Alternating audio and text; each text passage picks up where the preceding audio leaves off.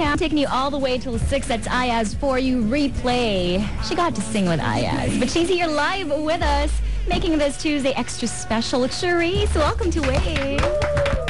Thank you po, thank you. Good afternoon po. And thank you for making time to visit us here. Thank you and po for bringing so much pride to the Philippines. Thank you po. How have you been? Okay naman po, medyo busy na po ng konti. Kasi po, syempre yung single ko po na Pyramid with Ayaz, pinapromote ko na po siya. And, doing so well. Well, opo, kasi po, nag-number 1 na po siya sa Amazon and nakapasok na po siya sa top 50 po sa Billboard. Kita ko yan sa Twitter. So, yun po. Thank you so much po sa lahat ng nag-download po. And we started airing that. We were the first to play it, and now it's actually on our countdown already. We have this weekly countdown called Soul Review. Number 10 on the top 15 songs of Wave 891. Yung Pyramid. How did you... Number 10? Why? Perfect. Birthday ko po. I saw you on TV. I was telling you kanina, I saw you on TV over the weekend. You're turning 18? Yes. In a few months. Wow. Yes. How are you preparing for that? Actually, ang naging plan na lang po siguro namin, mag-spend po ako ng birthday ko with street children po. So you're spending it in the Philippines? Yes po. Sure yun? Sure po yun.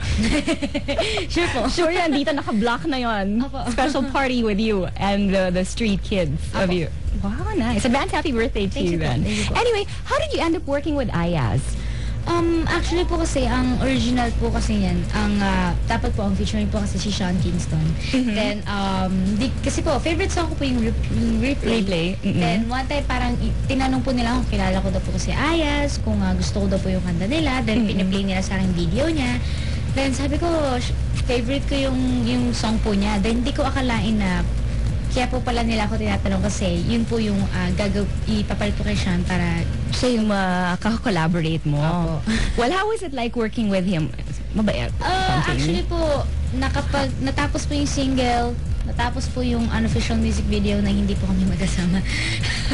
So, hindi pa po kami nag-meet. Nag-meet pa lang po kami. Yun nga po, pag alis ko po ngayon, tsaka lang po kami mag-meet para po sa official music video po. Okay, you're leaving this week to shoot that video. Opo. Wow, nice. Where are you going? Sa exactly? LA po. How long will you be gone na naman? Siguro po, makakabalik po ako dito before birthday ko po. Okay, so medyo matagal-tagal pa yon. Medyo po. Medyo matagal-tagal pa yon.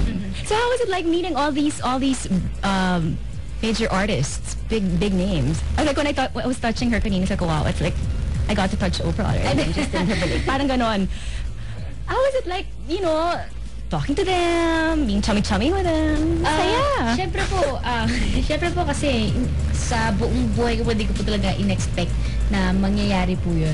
So, syempre po, pagkaharap ko po sila, sobrang nakaka-starstruck po talaga. As in, parang hindi ko na po alam kung ano yung sasabihin ko, kung ano yung gagawin ko, parang nanginginig ako. Pero, yun lang po yung, kaya po talaga isa sa reasons po kung bakit po talaga ako nasa starstruck sa kanila. Kasi po, yung impression ko po sa kanila nung una, syempre, big star po sila, papansin like unreachable. Pero nung na-meet ko po sila, sobrang mababait po sila. Can you give us a rundown of these people, these big names that you've already met? Aside from, of course, Miss Ellen DeGeneres po, Paris Hilton, Justin Timberlake. Ellen, of course. Miss Celine Dion, si Mr. Andrea Bocelli, Jonas Brothers. Wow, and the list just Miley goes on and on. Cyrus. Who else would you like to meet? Beyonce po. Beyonce. Did you get to catch her when she came over, diba? Ang na-meet ko na po kasi yung husband po niya, si Jay-Z. Jay-Z. Well? Mabait po siya. sobrang bait po niya, pero hindi ko pa po na-meet si Beyonce. Sino ang favorite mo dun sa lahat ng artists na? Po? Yung favorite mo sa lahat na tong, who among them, yung favorite mo na parang most memorable encounter mo, kanino? Halos lahat naman po eh. Kaya lang po, syempre, siguro po, syempre, nakaduet ko po si Miss Celine Dion. Iba talaga yung Iba feeling. po talaga yung feeling po kasi parang yung song po kasi niya yung una ko pong natutunan talaga. My Heart Will Go On po. Favorite mo talaga? Opo. Yun po talaga yung unang song ko po. Wow! Wow, nice, nice. Who else would you like to meet? Ang dami mo nang na-meet, naka-work with, you share the same stage with Celine Dion and a whole bunch of other really great artists. Who else is on your list, Charisse? Gusto ko po, yun na po, si Beyonce po, tsaka po si Lady Gaga po. Lady Gaga. Opo. Kahit na she's like that, she's super kakaiba. Can you be as... Kasi super po akong, sobrang unique po siya. Although talagang ganun yung image niya. Pero, pili ko po mabait po siya. Lady Gaga. Di ba she went here? Opo. Kaya hindi po ako na. Wala po ako. You were out. Ay, sayang. Anyway, for those of you out there, you might have questions for Charisse. Feel free to send them in.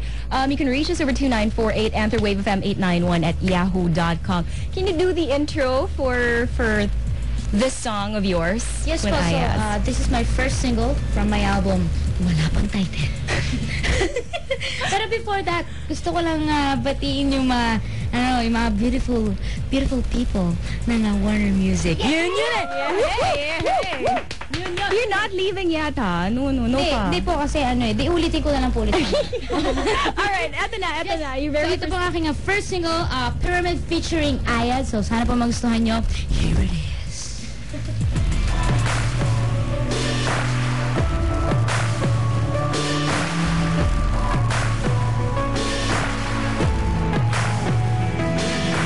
Shorty's love is like a pyramid.